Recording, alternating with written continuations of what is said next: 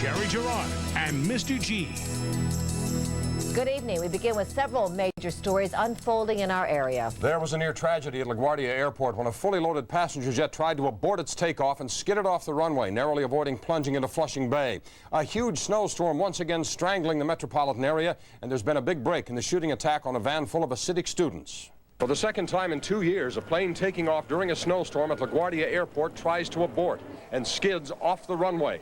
This time, the passengers were lucky. Nobody was killed, but at least 18 people were injured.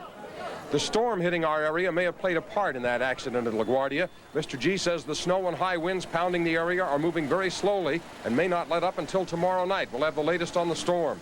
And New York City police have arrested 3 men in the attack on acidic students on the Brooklyn Bridge yesterday. We'll have a closer look tonight at who they are, where they're from, and what police have to say about a motive. We'll have team coverage on that in a moment. But first, we begin with terror on the tarmac of LaGuardia Airport, a plane skidding off the runway and almost into Flushing Bay, leaving nearly 30 passengers injured and the rest badly shaken. Our Ed Miller is standing by live right now at LaGuardia Airport. The latest on this story. Ed? Heidi, LaGuardia remains closed at this hour because of the weather and for the National Transportation Safety Board and the Federal Aviation Administration to try to figure out what happened and why. What we do know for sure is that a Continental plane, an MD-80, that's a stretched out DC-9, tried desperately to get up to takeoff speed. That's supposed to be 160 miles per hour.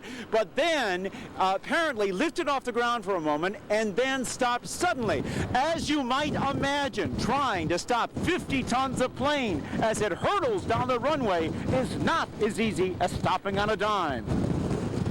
4 injured individuals. That's 4 make it. We have 2 going to Booth. The emergency calls send hundreds of rescue workers rushing to LaGuardia Airport. Continental Flight 795 sliding off runway 13. The front dangling 25 feet over Flushing Bay. With high tide, the frigid water splashes against the plane's nose. An incredible sight. Just a few feet more or a little less break, and the entire jumbo jet would be in the drink. We felt him hit the brakes, and then the left side of the plane tilted up as it hit the embankment. And what were you thinking then? I was scared. As the big jet sat on the runway waiting its turn to take off, the snow and sleet continued to fall. Several passengers worried out loud about ice building up on the wings. It was de-iced twice, but then, say passengers, they waited for at least 30 minutes before finally beginning to roll. They de-iced the plane, and then we sat for about a half hour after they de-iced the plane. I was worried about the ice on the wings, and they de-iced us before we left the gate. But it was 30 minutes, 45 minutes before we took off. And they said something about a pilot coming out to look on the wings, but I can look out the window and I can't tell if there's ice on the wings or not.